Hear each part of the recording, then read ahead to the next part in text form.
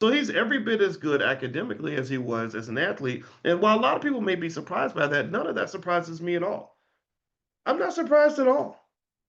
I mean, does anybody understand how smart you have to be to play football in the NFL? Like, do you know, especially if you're like a quarterback or something? Anybody ever seen how like the playbooks and the different new watch the documentary on Netflix called Quarterback, and they go through all the different things they have to know and the chain transitions and changes and motions and the different sounds and signals. I mean, it's crazy. It's crazy. So the paradox of football is that in this sport where you're getting massive brain damage, it requires massive amounts of brain activity to just understand what the hell's going on because everything is so fast, right? Everything is so fast. And so to me, to know that he became, in fact, I would say this. Okay, quick. Renard says he can't hear me.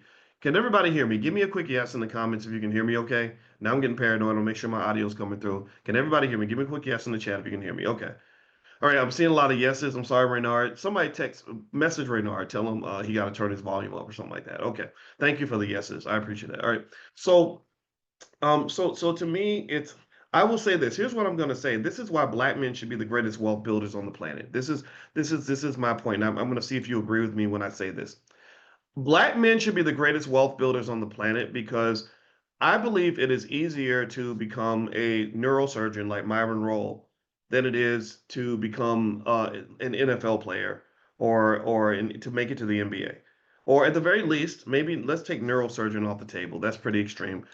I think it's much easier to become a medical doctor than it is to become a professional basketball player.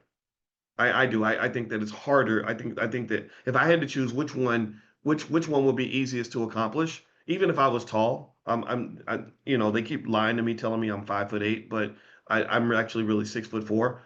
So even at 6'4", because they keep telling me I'm 5'8", it's just fake news. They liars. They're just liars. So jealous. They just be hating. That's what they be doing. But anyway, even at 6'4", I think it would be easier for me to be a medical doctor than it would be for me to make it to the NFL or NBA. Um, I think that the amount of effort that's required to be a great athlete at the highest level, it exceeds the effort that it takes to do almost everything else. Now, sure. I mean, getting my doctorate was hard as hell. I had to study 7, 8, 9 hours a day, 7 days a week for many, many years to do that. So yeah, that was tough. That was tough. That was like making it to the NBA in finance, right? And so I don't belittle that. I'm not going to say that was a piece of cake. It wasn't. It took everything I had, but I still would say that the amount of effort I see guys go through to become great athletes is right at that level. And also remember, you're talking to a kid who couldn't really do so well on the football team because I couldn't memorize the plays. I didn't learn the plays.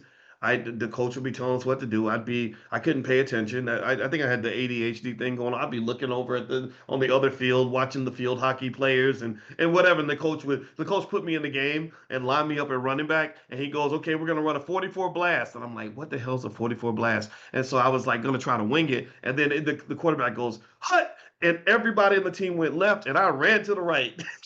Because I was guessing. I was like, I got a 50-50. Either we're gonna go left or right. And they went left and I went right. It was bad. It was so bad.